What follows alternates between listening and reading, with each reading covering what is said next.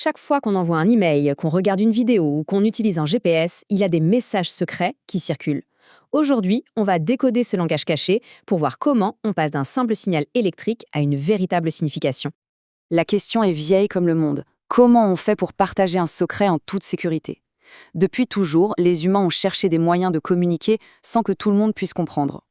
Mais attention, on ne parle pas que d'espions ou de complots.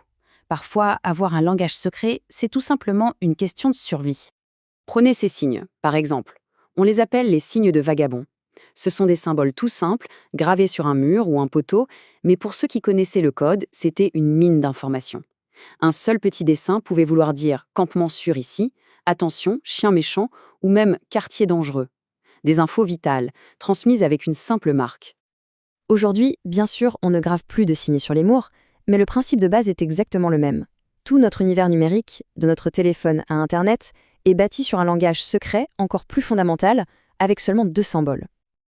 Alors, comment tout ça fonctionne? On va plonger dedans et construire ensemble cet alphabet numérique en partant de sa brique la plus élémentaire.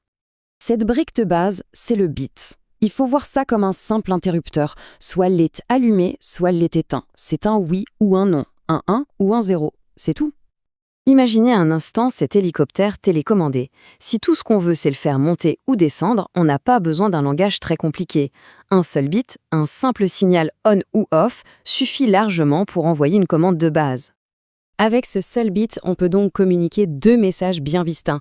On décide par exemple que 1 veut dire monter et que 0 veut dire descendre. C'est tout simple, mais c'est le point de départ de absolument toute la communication numérique. Et c'est là que la magie commence. Si on ajoute un deuxième bit, on passe à 4 messages possibles. Avec 4 bits, on en a 16. En fait, chaque bit qu'on ajoute double le nombre de messages qu'on peut envoyer. C'est cette croissance exponentielle qui permet de créer toute la complexité du monde numérique.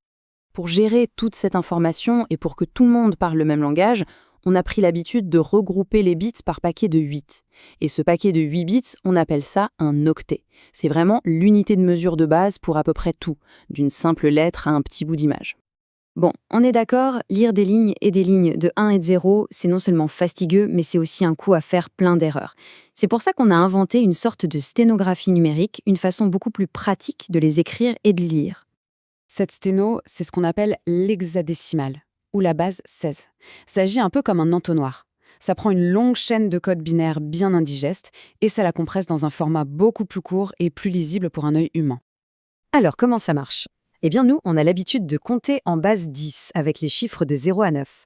L'hexadécimal, lui, compte en base 16.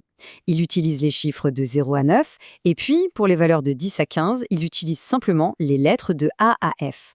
Grâce à ça, on peut représenter n'importe quel groupe de 4 bits avec un seul et unique caractère. C'est bien plus pratique.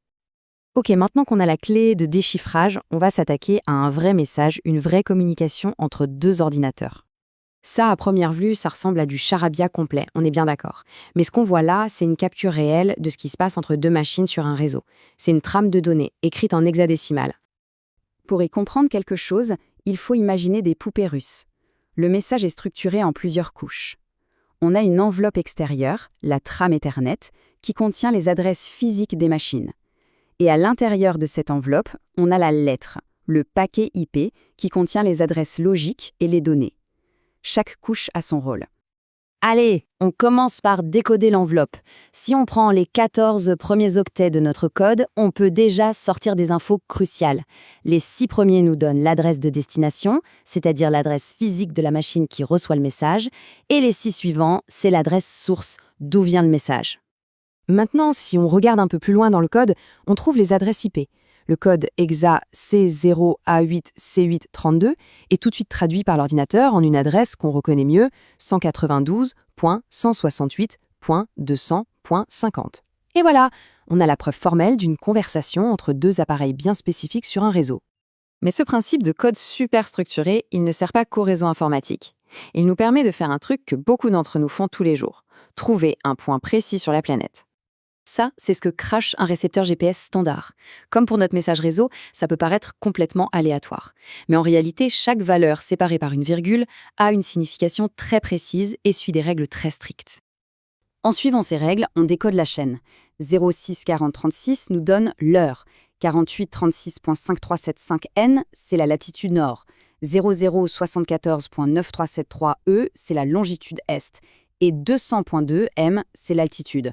D'un coup, cette suite de chiffres un peu barbares nous révèle un moment précis, à un endroit bien spécifique sur la planète. Donc ce qu'il faut vraiment retenir, c'est que ce système de code, ce n'est pas juste pour des adresses ou des coordonnées GPS.